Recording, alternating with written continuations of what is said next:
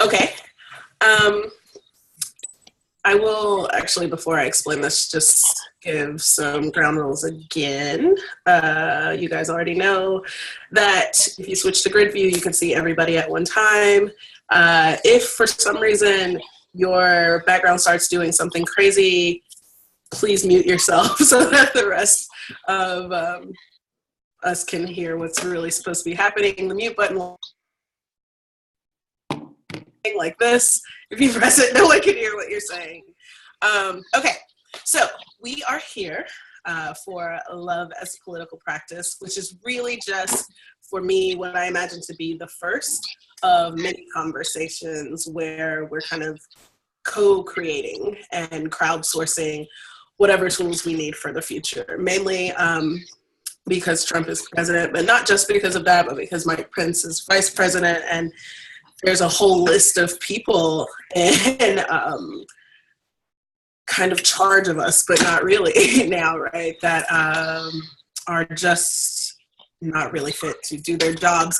And with all that is happening politically, what seems to also be happening is that we forget, or the media sometimes makes us feel, right, as though we are without agency, as though the people are not the masses. And so that then makes us feel like we can't do anything, right?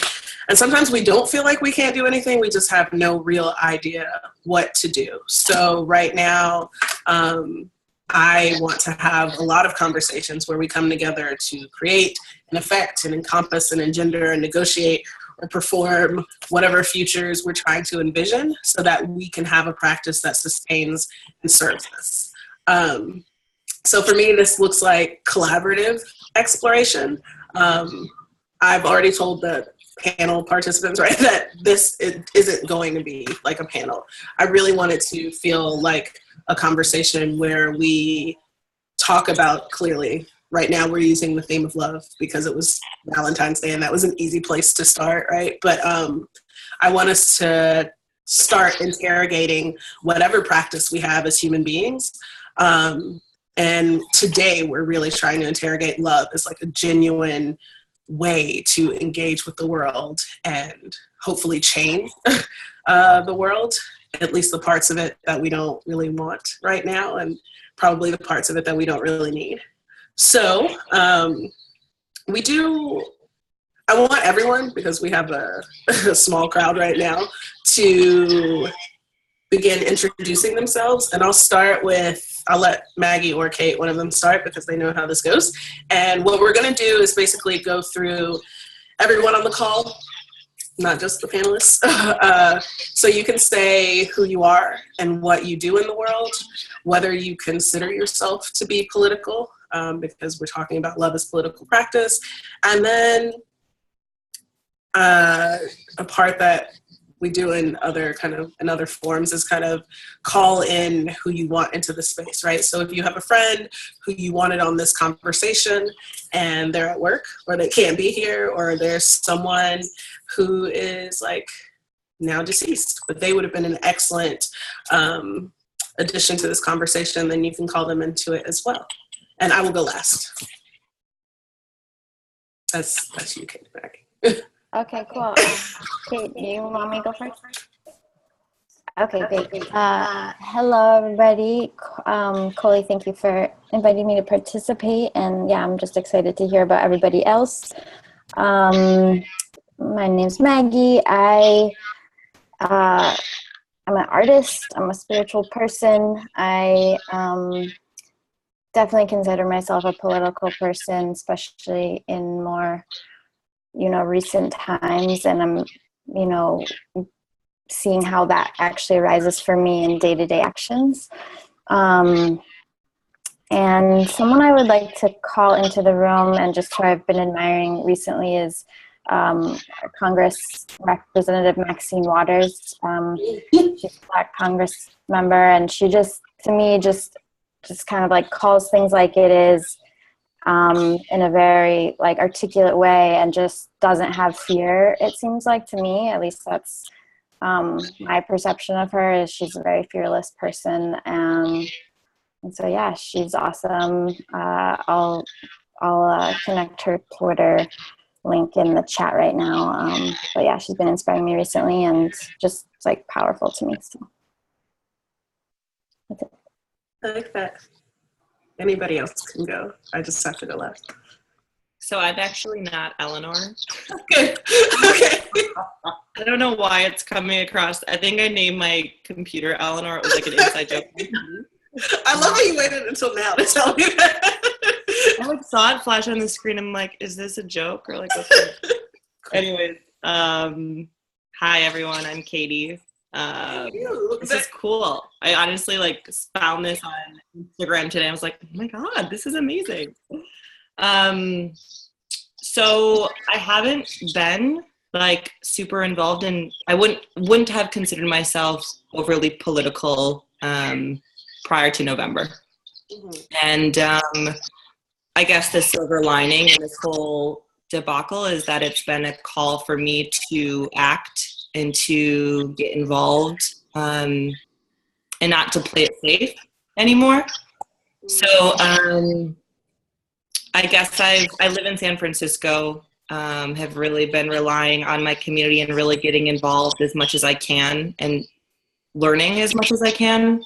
It's kind of opened me up in a lot of ways, and I've been trying to put myself, including this, in like some kind of uncomfortable situations where I don't maybe know people, but as a way to learn and to understand and to get involved. And so I'm excited. I think that there's so much stuff that's happening that I feel really overwhelmed a lot, and frustrated, and the whole spectrum of emotion that I'm sure we all feel. And yet I think that the relying on like community has helped a lot, and like sharing ideas and creating a space, whether it's online or in person, to just talk and engage has been really helpful. And so thank you for doing this. This is really cool. I'm excited to be a part of it. What was the last thing? See, I'm rambling. I forgot.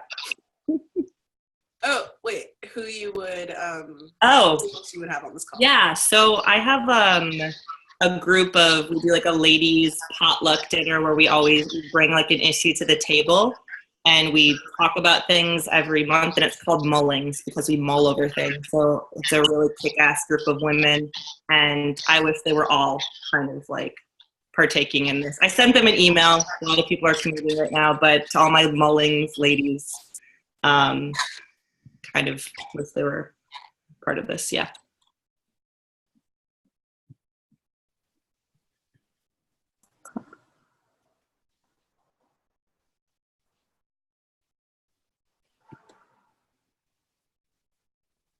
See what happens when you press the mute? I like Kate being like. I was like, I think I'm losing the internet connection. I don't know what's going on. That's fine. That's fine. I was saying that it will be recorded, so you can totally send it to them. And now I feel silly repeating that I like potlucks. Oh, good. Okay, no, it's worth repeating. Yeah. Yeah. Okay, everybody else can introduce themselves now. I'll go. My name is Kingston, and I am an actor, writer, transgender activist, and love revolutionary. And let's see, trying to think, what was the second question? Was who would I call into the space? Yeah, or if you're political. Or if I'm political. Oh, so am I political? That question always gets me. It is like a constant debate for me. And part of what comes up is this question of what does it mean to be political? What are we saying when we use the word political? I feel like it's defined in so many different ways. But I've come to kind of the place where I feel like I'm political in certain aspects of my life. And I feel like I am always impacted by politics. So that's kind of where I stand with it. And then I will call into the space playwright August Wilson. I have been reading like his 10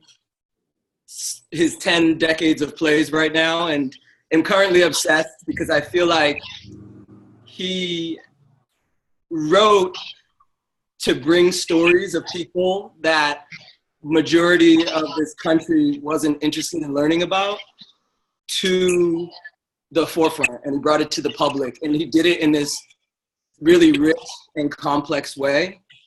And yeah, I just feel like there are so many stories out there that don't get any attention and don't get the space that they deserve to be understood and be heard. So I am calling August Wilson in. Can you share a link to that person's like information or Wikipedia or something? Yeah, absolutely. Cool. And if he actually, the film Fences that just came out, that Denzel Washington directed, that's based on one of August Wilson's plays. Okay. I'll definitely send a link.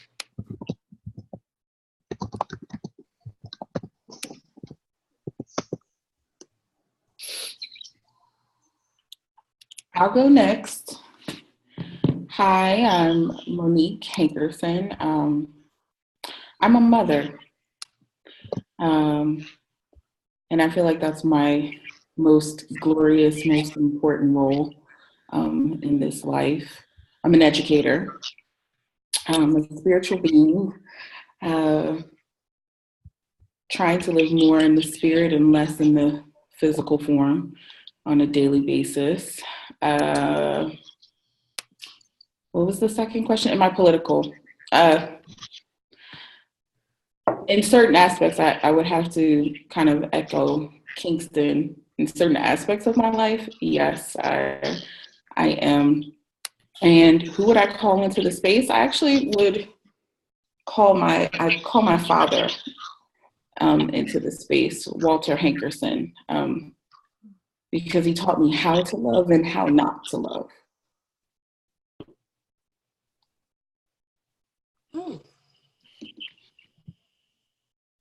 Okay. I'll go. You're finished, Monique? Yep. Okay. Okay, Ellen. I live here in Oakland, and thank you, Carrie, for inviting me. By profession, currently, I'm a jeweler, and I own a boutique in downtown Oakland, supporting a lot of different artists making their stuff, and we make our stuff, and kind of trying to tie in global issues around our particular industry and how to make it a better industry, and create a marketplace for products that people want to support in that way. My background in education is in social work and public health, so that kind of, it's a weird tie-in. And then do I consider myself political? Yes. And that's manifested itself in lots of different ways throughout my life. Through everything from what I chose to study to acts of service to how I stay informed with information. The thing I'm struggling with currently, which we probably will get to, is like, I feel like I haven't made a decision of where the energy is going to go. The energy exists, like, of what's happening now in the world. Where is it going to be most effective to put that? So I don't know. I don't have an answer to that yet. And then the person I'm going to call is an author, Clarissa Pinkola Estes, who wrote Women Who Run with the Wolves.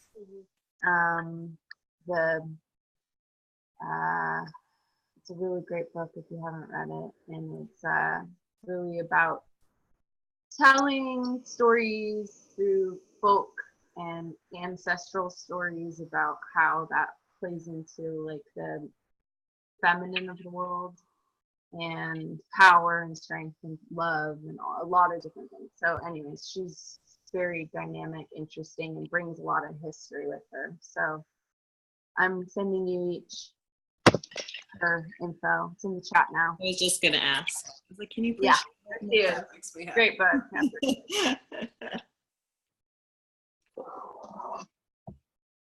Ash?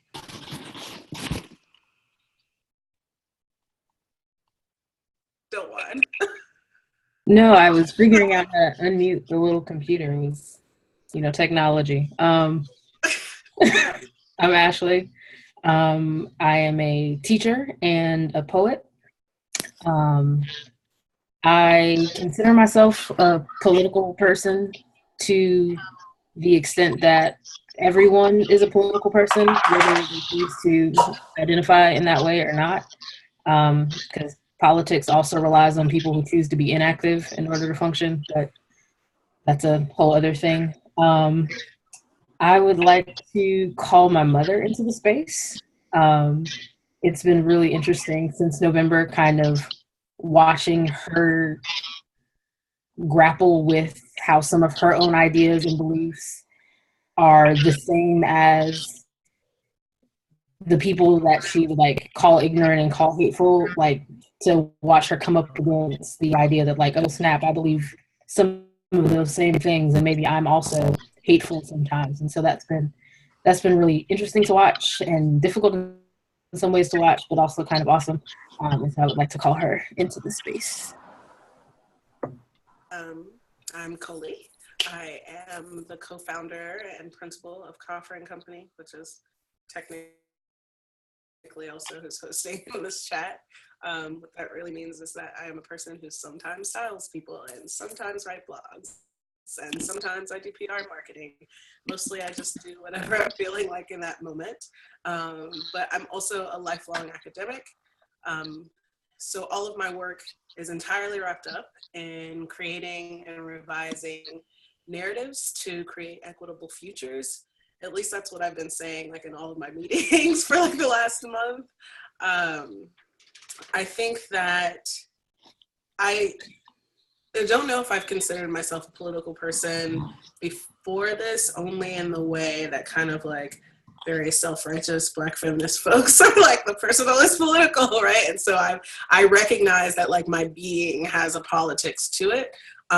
Never until this year when I started representing clients who actually have the same sort of vision about what the world can be. Never until I recognized that there were like powers that were larger than me that shared my same vision did I see myself as like, oh, I now can have like a political practice because and that's, for better or worse, right? That's what it took for me to really understand that like my money and my decisions and my choices and all of that can be tied into really making some sort of political change. The person that I would like to invite into the room is June Jordan, mostly because she has been my ultimate muse as I've been imagining this conversation. Those of you who saw it floating around probably saw the quote that was saying that like my heart is not peripheral to me. And that kind of sparked how I thought the conversation would go. But a friend of mine shared with me her essay entitled "Where is the Love?" And in that essay, June Jordan recalls the 1978 National Black Writers Conference, which was held at Howard University. And so in "Where is the Love?", she's recalling that conference and she's describing the feelings that are coming up leading up to one of the public seminars that was going to happen at the conference. And it was called Feminism and the Black Woman Writer. And in 1978, right, her saying like Black feminists or wasn't the same as, it wasn't as easily accepted as how I can say it now, right? So she's describing this, the first couple of paragraphs, actually like the first couple of pages are really about how she thought, oh, this is going to be a fight, right? Because like she knows that there are men in the room, which at that time was like really difficult between Black men and Black women when they're thinking about how they're coming together to talk about Blackness in a space when like feminism is really becoming a thing, kind of seen as sort of anti-Black or like more white woman focused. And so all she's describing are these feelings that is really just a lot of apprehension around, like, will people walk out? Will there be a conversation? Will she actually, like, be able to say whatever it is she feels like she's trying to say in the end of that? And so there she starts talking about, I'll share a quote with you, actually. Let me make sure that this is correct. She shares a quote just kind of talking about where she, how she enters into that practice, right? And she's saying, can everybody see the PowerPoint now? Yeah, and so she's saying, from my childhood in Brooklyn, I knew that peers would respect you if you could hurt somebody. Much less obvious was how to elicit respect as somebody who felt and who meant love. And she says what she wanted was to see if it was possible to say things that people could believe they don't want to hear, without having to kick ass and without looking the fool for holding out your hand. And she's going on to say, was there some way to insist on each perhaps disagreeable individual orientation and nonetheless leave the union of Black men and Black women as a people intact? I felt there had to be. If the individual cannot exist, then who will be the people? And so for me, this question of, well, a lot of questions that she's posing there, right? Of like the individual versus the community, and this worrying of like, okay, I think that it's going to be a fight, but I actually want to kind of approach this with love and care. And I don't necessarily think that any kind of, I don't know, she doesn't necessarily see that any kind of more aggression will help the situation, right? One that she already finds is very tense. For me, that totally describes where I am right now. And if anybody follows me on Instagram, like I've been thinking about fighting, right? And Jen Jordan talks about that a lot, but like how we do that and what that means. So there's all of that that's coming up for me. And then there's the, I guess also where I am in my head right now is thinking about how we remain whole and intact, right, if there is a fight, and also about who gets to remain whole and intact. And by that, I mean individuals will need to remain whole. That's what I'm trying to focus on with myself. When Monique says she's trying to be more of a spiritual being right now, ditto. And I think that as individuals need to remain whole, some institutions, as well as some of the communities they serve, will need to be dismantled. And I'm trying to think about how that in a very, like, how do we do that in a systematic, like, scalable way? Because I think that though I feel very powerful, I am also wary, if not like entirely afraid of what is to come. And that's just because, you know, I study revolution, like I study histories and I study nation making. And so all of what is happening, right, if I'm approaching it objectively, in our world now, is what, like, we know what leading up to wars look like. We know what the beginning of fascism looks like, right? And so it would be lovely to think that that's not a thing that's possible, but the academic part of me can't assume those things. And so my strategy right now, like this conversation, is my natural response to fear. Like once I'm done hiding and being fearful. So in that strategy, I'm thinking about replicating and amplifying love and understanding everywhere, but putting all of my cards on the table, right?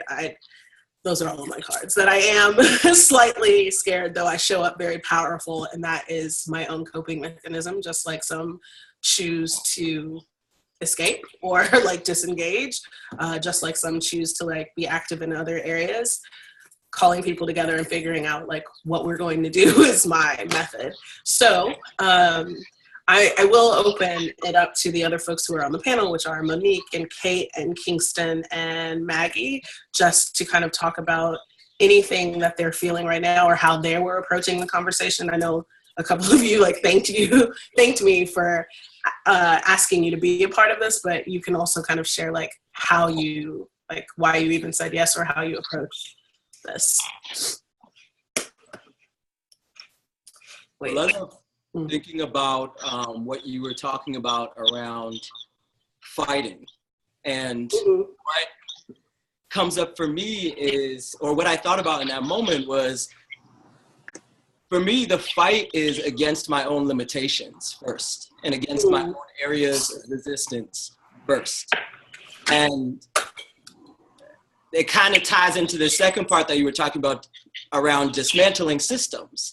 Because for me, if I don't fight my own limitations and my own resistances first and work through those, which feels like a lifetime of work, once I dismantle something, how am I going to build it back up into something that was better than what it was, if I haven't already done the work to really develop self-love and self-esteem and responsibility for my experiences and my choices in life.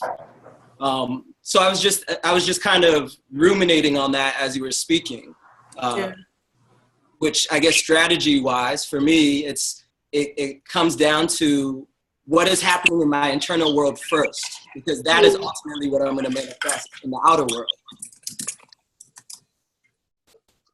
Yeah, I think that idea of what is happening in your internal world first is, I don't know, it's super important, and I don't think that I was thinking about it like that when I first asked you all to share quotes about love, right? I was, of course, just kind of like, okay, we're going to talk about like love strategies or like how we're pushing our love out into the world, right? And Maggie's quote was actually the quote about self-love. And I was like, well, duh, like, of course I should have thought about that, right? Like the person that's constantly talking about like loving themselves in some way, but that idea of like figuring out, well, one, if we are going to fight, the quote that Maggie shared was like, you can't pour from an empty cup, right? But I think that thinking about the point that you're making is like, even if it's not just like, you can't pour from an empty cup, like if I don't have it figured out within myself, if I don't even like have a real understanding of like what it is I'm trying to give, I don't really know how we're gonna like build up any other systems once we decide what's dismantled or what has to go. And it's almost like a constant practice, right? That to me is happening parallel to whatever I'm creating on the outside, right? Because as I develop, I'm hoping the world around me that I'm at least participating in creating simultaneously, right?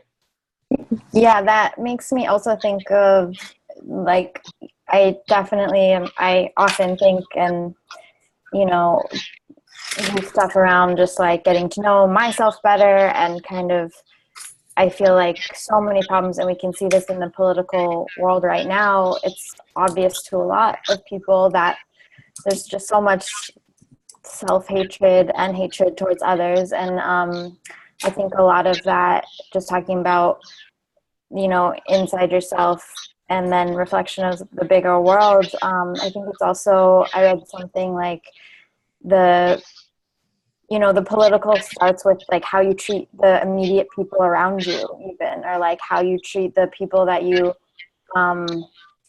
interact with every day. And that definitely includes yourself, maybe yourself first, because if you're unable to do that, you know, it will be not the best self you can give to others. But yeah, absolutely believe that. And definitely going forward in a political way, or in a way of like activism or that sort of thing, or just, you know, in a way that we might have to be doing this for a while, being political or activists, knowing how to take a rest, or knowing how to, you know, come back to yourself or take care of those people around you that need it most. So yeah, like khoLi was echoing political is personal, personal is political. I think that just, I mean, we could spend the next lifetime speaking about what that means. But yeah, that resonates.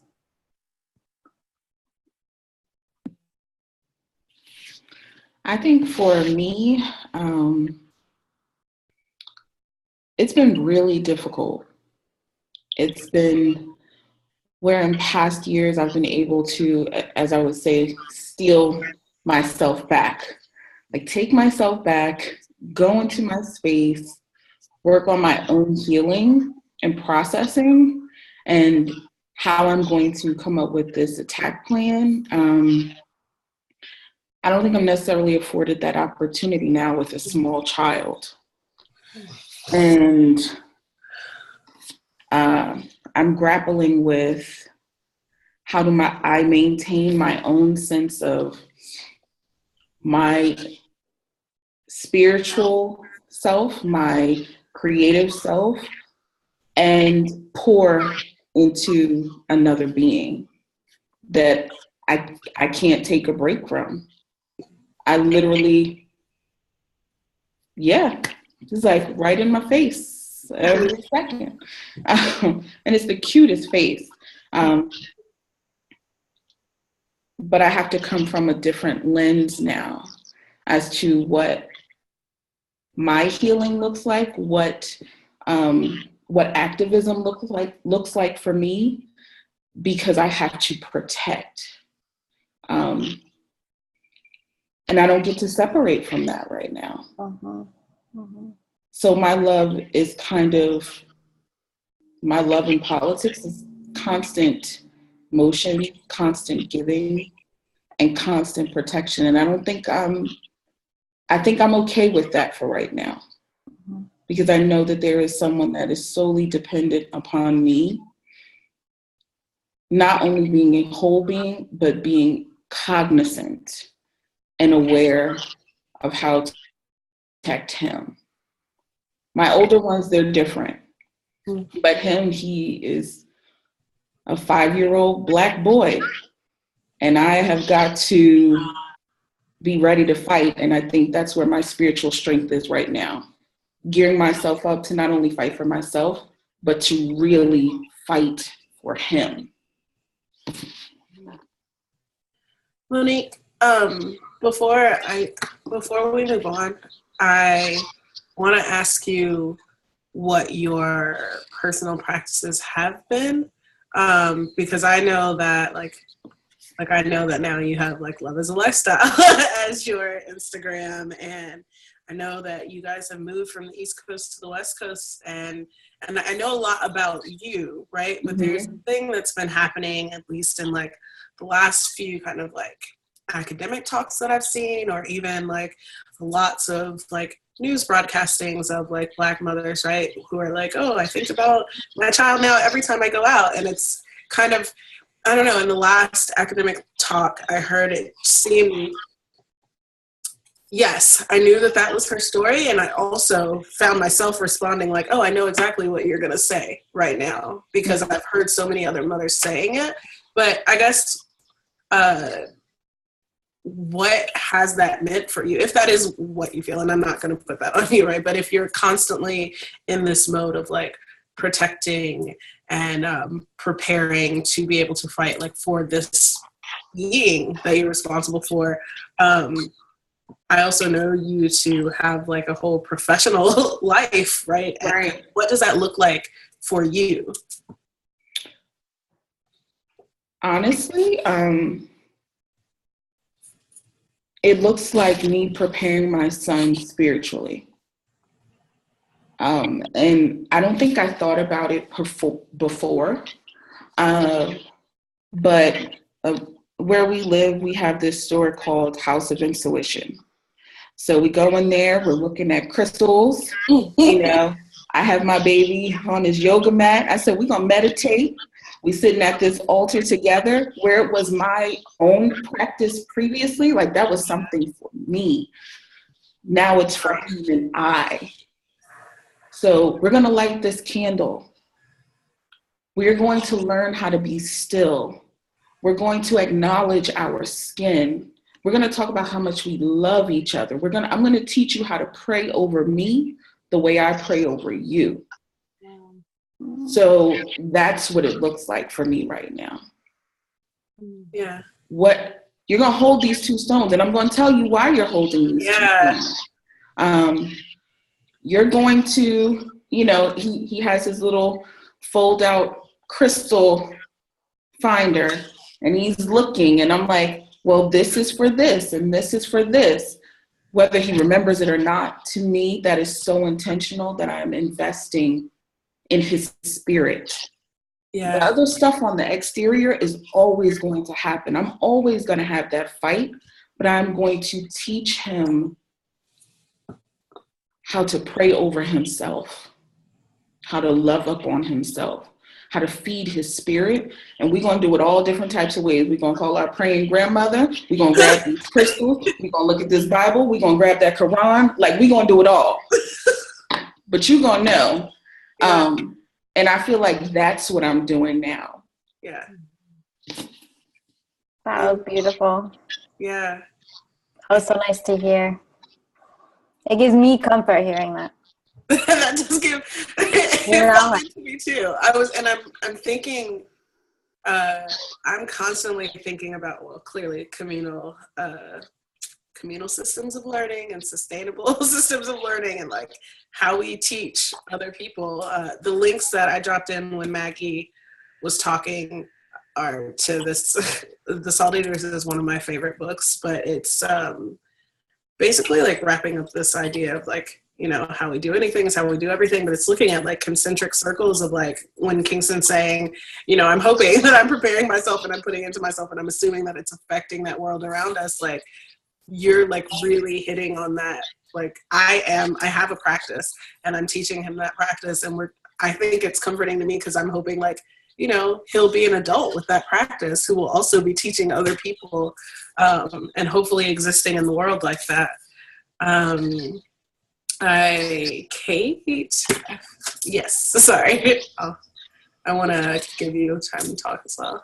Yeah, well, I just was really moved, Monique, by what you were saying as well. I'm not a mother.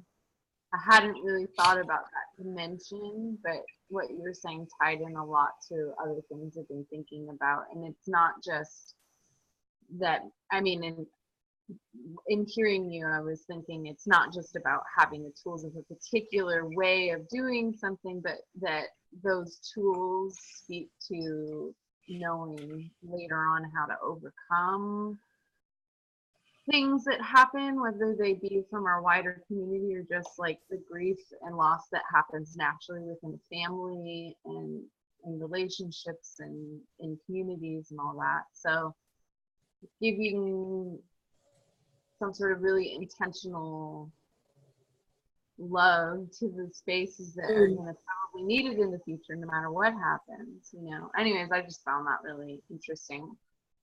So thank you for sharing that. What's the question? I think this was, sorry. This was me actually just letting you guys share kind of like how you came to the conversation or what you were thinking about. Yeah.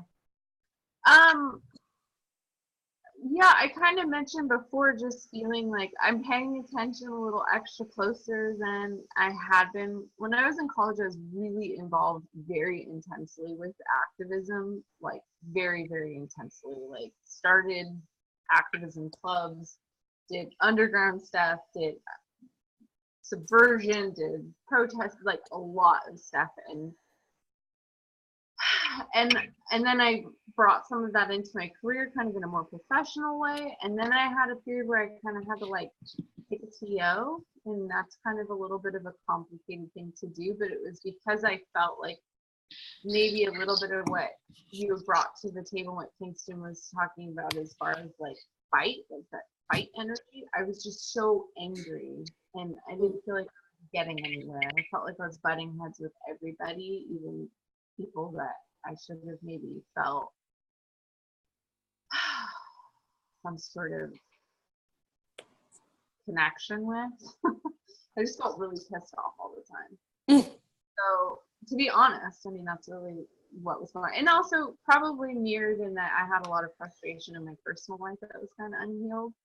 So in some ways, like what's going on right now has been really interesting because I have a little bit of temperance to know where I can go to really easily, which is like anger, impatience, like wanting action right now. And what I feel like I sitting on some like, I know something's gonna happen. I don't know what it is yet. Let me take the time to observe. Let me figure out what's going on. Let me get all the information first. And part of where I get the information is by being curious about other people who are doing the thinking.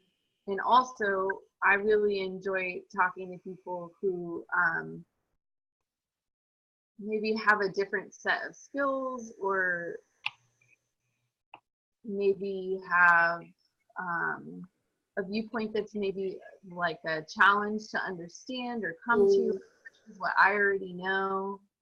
I definitely think that like I'm white heterosexual woman with like I have my own backgrounds of different things, but even coming to a conversation with people of color or queer people or whatever, and making space for the things that I don't know and letting it be okay to make mistakes and have people be curious about me and exchanging that information, because like essentially right now what's happening is like human dignity across the board is being violated. So how do we find the connection of each other's dignity and the separateness and the uniqueness of each of those things, and honoring that, and then also the things that make us very one and together. And so the last time that I saw khoLi and Maggie, the little event that we did, I really walked away feeling like there was a great like merging of that. Like afterwards, I really thought a lot about my approach in the conversation and what other people brought and the surprises. So I just figured like, yes, I'll do it again. It'd be really nice to meet more faces and just have a moment around what's going on. Yeah, for sure. So I appreciate you putting it all together, because it's interesting to think in this way. And it plays into maybe a little of this feeling of wanting some patience. I know that there's like a lot of urgency and a lot of motion going on, and I'm super excited about that stuff, but this is a marathon. Like how are we prepping for this long-term thing that's going to require constant vigilance, not just politically in the bigger world with current events, but also personally. Like, so that's my. Can I ask you a question about that, like about the patience portion in particular, which I definitely struggle with? There were a lot of things that you said that resonated with me in terms of, it's almost like right now I feel like I'm observing and trying to learn. It's like I'm this sponge. Like it's like everything's a soundboard where I'm just like, I'm trying to observe and learn as much as possible, but it feels like I want to act so bad, but I don't. It's like I'm trying to be patient so that I can understand and feel that calling that feels really right for me in terms of acting the right way. But on a daily basis, I can't help but be like, I'm not doing anything, or I'm not making a dent. And so I guess my question for you, for everyone, for that matter, is like, in terms of practicing patience and knowing that this truly is a marathon, like, what are you doing even on a daily basis to act in your own way, but also to like be patient that this is going to take time?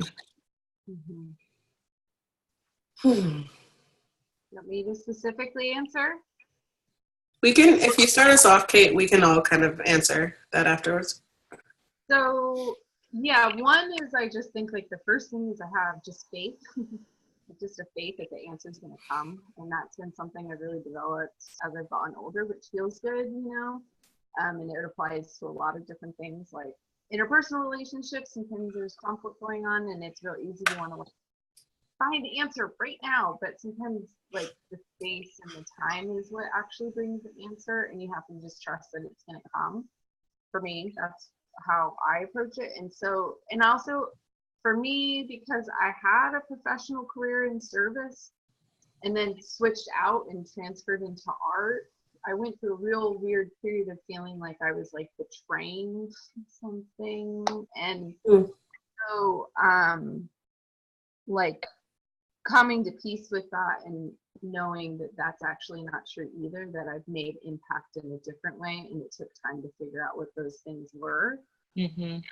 And then as far as like daily, it's about talking to people, sharing love with people, and by listening, asking questions. And then like logistically, I'm listening to the radio constantly and just trying to like stay up on what's happening.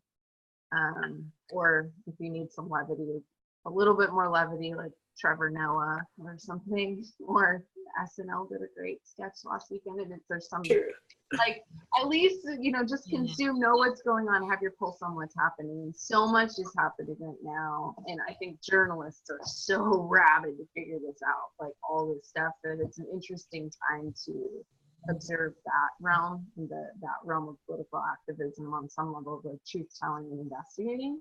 So that's how I'm doing it. Thank you. Kingston, you looked like you had. Well, I was sitting with your question, and I think for me, in that place of trying to find patience and trying to hear what I'm being called to do, is my place to, again, go back to the self. And it's kind of two parts. One thing I heard Monique, right, talking about was going to as many resources as she can with her son, the Quran, crystals, yoga. And it made me think that there are so many mysteries to life that go beyond and are inclusive of the political. But I want to explore those places while I'm trying to figure out or hear calling, right? So I love take that time to be curious, as Kate was saying, and just see what is out there. What do I not know yet? What can I read about? What can I experience? What can I sit down and meditate on? And through those practices, I get to find patience. And I also get to hear perhaps a piece of my calling, if not my actual calling in that moment. So I really love to go in that way, explore myself more. Monique, was your face suggesting? No, my background started to make some noise, and I'm like, What's I hope happening? they can't hear it. Of course, anyone else can also jump in. I think that idea of patience, the question of patience, for me as a person that I proudly consider myself to be an impatient person. I think right now is the only way that I'm able to kind of find that is through what Kate is calling faith, and also just kind of like a really firm and serious belief in myself. And I have to do that, because then that like says to me like, no. Okay, you can trust like the thing that you're feeling, right? Like, so if I feel like I have time, then I have time. And if I feel like, or if you're feeling like now is not the time for you to act, right? Or now is like you should act in like a small way, and you still need to do like a lot more in terms of learning, then you can trust that now is the time for you to learn, right? And I say like a serious belief in myself, because I think believing in myself and trusting in myself allows me to then believe or hope and pray that other people are also believing and trusting in themselves, right? So then if we're all actively doing the work that we're supposed to be doing, then I don't have to feel like, oh, I need to fix this right now, right? Because we, like, even if we're just looking at things like politically, right? Like it could be like, oh yes, very quickly we need to get like Trump we need to like impeach him tomorrow. And it's like, that's not true, because we don't want Mike Pence to be president. So that's probably not the fastest action to take. Or like, if it's like, we need to like remove all systems. Kai, a friend of mine, is constantly talking about abolition because he wants to, do away with the imprisonment of people. And he's like thinking through that, right? If you wait, I need to trust that I don't actually know how to fix that yet, right? So even if that is the goal, even if there is some larger idea, because I think personally I am committed to, in my head, a revolution that looks like everyone at the end of it somehow gets to live like with equity in peace, and somehow we all feel the same, right? I'm sure it's some like crazy utopia, but like I don't know how to get us there, right?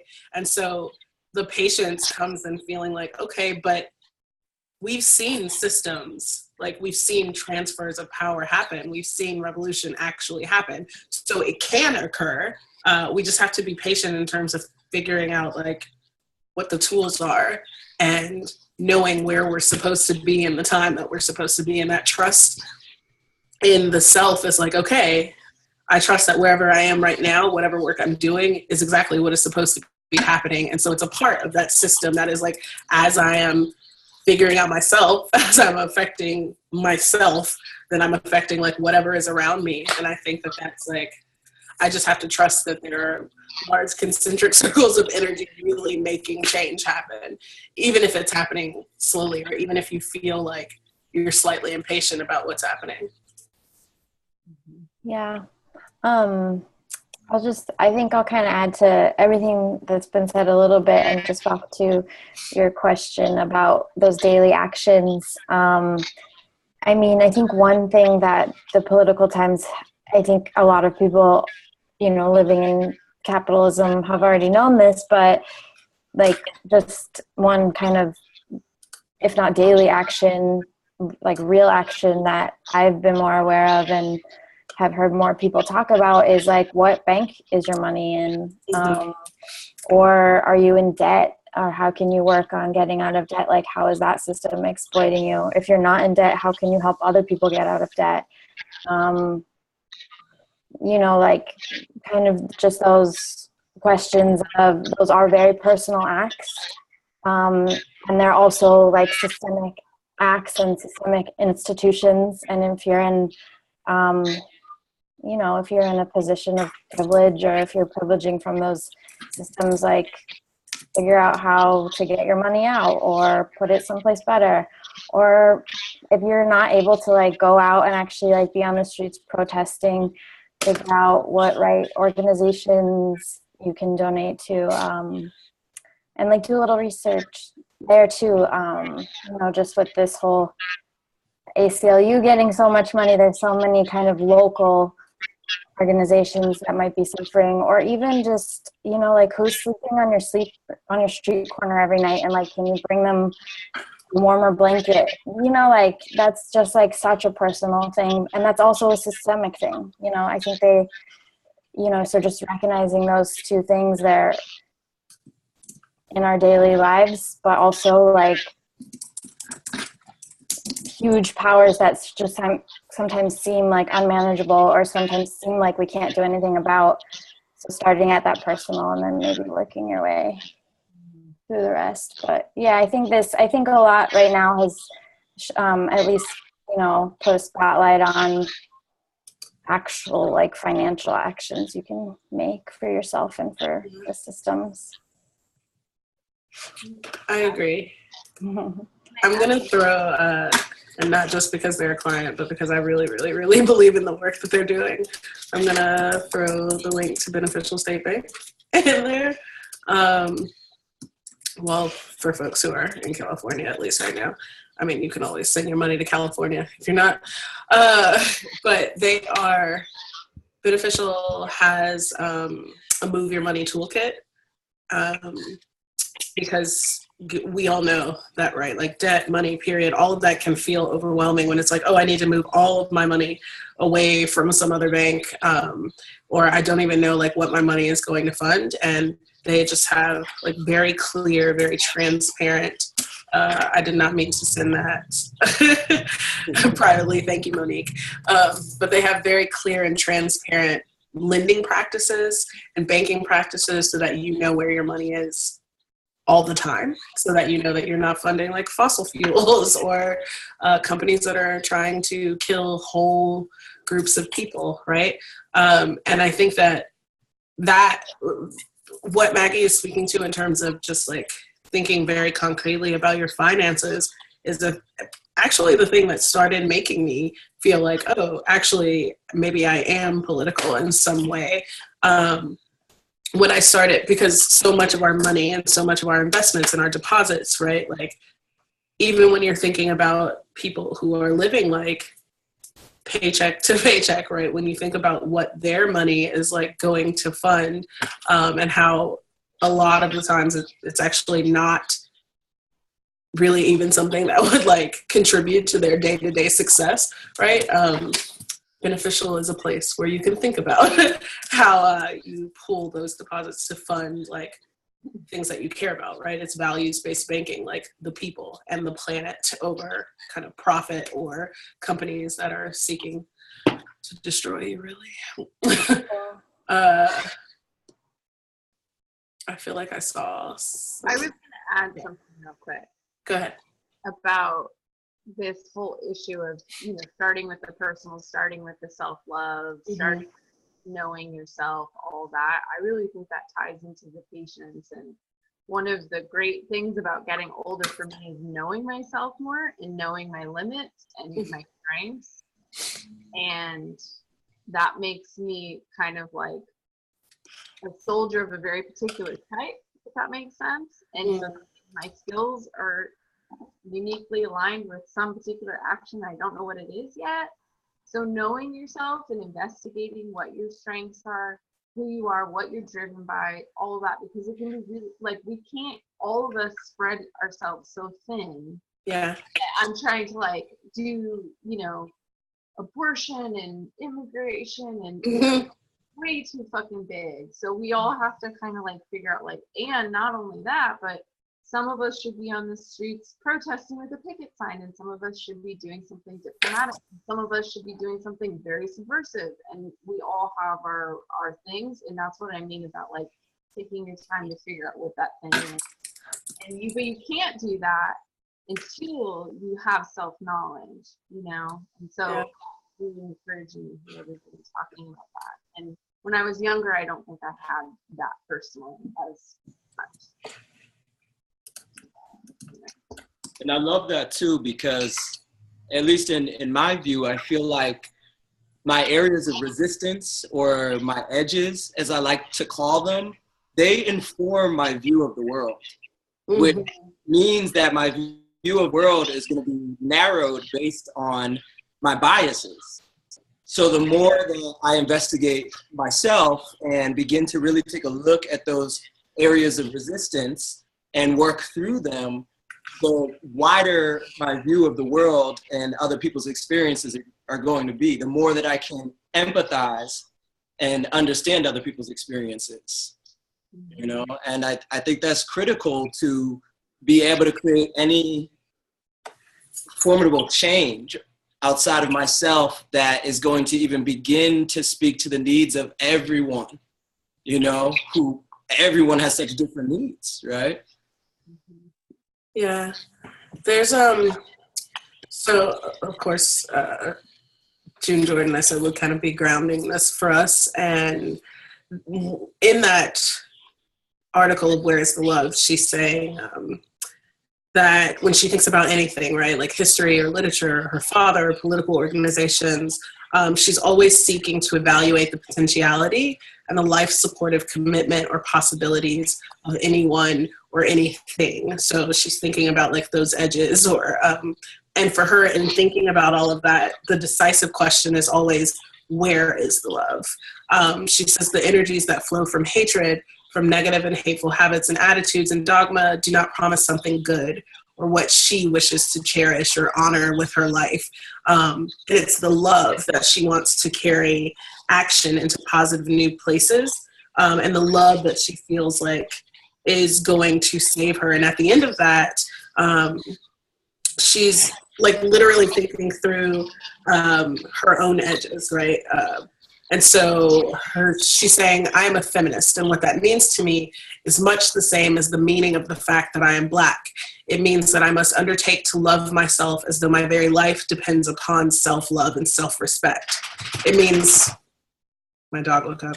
It means that I must everlastingly seek to cleanse myself of the hatred and the contempt that surrounds and permeates my identity as a woman and as a Black human being in this particular world of ours. It means that the achievement of self-love and self-respect will require inordinate hourly vigilance, and that I am entering my soul into a struggle that will most certainly transform the experience of all the peoples of the earth, as no other movement can. In fact, hope to claim, because the movement into self-love and self-respect and self-determination is the movement now galvanizing the true, the unarguable majority of human beings everywhere. And I still feel like that quote moved me when I was thinking about this, and I'm just going to hold it to be like the utmost truth, right? Because when I hear the same idea from like any group of like 3 to 4 people, particularly those of you, I think Kate and Maggie are the only 2 who have actually met before this call, right? But so much has come up in this call about like self-love and how we think about like literally knowing ourselves and knowing our own like edges, or knowing what we can do and what we can be worthy of. And that kind of the idea of really focusing on, I guess, even if just trusting that like I am worthy, right? And I as a human being trust that other people, right? I somehow getting to the idea that like if I respect myself as a human being, I have to respect others. I think that she's getting to that idea of like the love like permeating it, and not in some like frou-frou, like, oh my God, we're just gonna like love each other better, right? But when she's talking about kind of like hourly vigilance and the necessity of it, that we respect beings and extend that love to folks, I think she's getting to that heart of practice in a very political way. I am looking at the time and being cognizant of it, but I want to, I know that, so the idea would be for us to continue this conversation through email when I send it out to you guys, and I'll also include the resources for folks, but I definitely want to let you all, not just the panel, but anyone else, speak to anything that's like come up for you. If you have any questions right now, or anything you want to share in terms of links or resources before I close us out. I just say like, and I think Kate and I saw this in our in-person kind of meetup, that like anytime you get any kind of group of people together, there's always stuff to be said, and there's always like so much comes up, and it's just so interesting to learn from other people. So like I really value these spaces and hope there's more. And the one that Kate and I did was just so great to meet other people. And I think khoLi's doing a lot, like she's such a good curator of everything to kind of get different people together. But yeah, I hope that happens more, and I hope to be part of it more. So with that, like feel free to reach out to me in any media or email variety. Because yeah, I think just these conversations are so important to have and to just listen to other people. I agree, Maggie. I really like these conversations. You guys get, I don't know, you just get me excited, clearly. I'm like... Does anybody not on the panel, like Ashley or this, I don't know who this other person would want to say something? I'd love to hear from them. Technically, Ashley and Katie weren't on the panel, and there's a person who called in. I have a feeling, wait, it's 919. It might be my friend Jessica, or maybe I just don't know anybody's phone numbers. Yeah, but anyone at this point could say anything. Or not. I mean, they don't have to. I'm not going to. I will say that you were the only ones who were forced to talk. The rest of them were given the instructions that they could just call in. Okay. I do want to, again,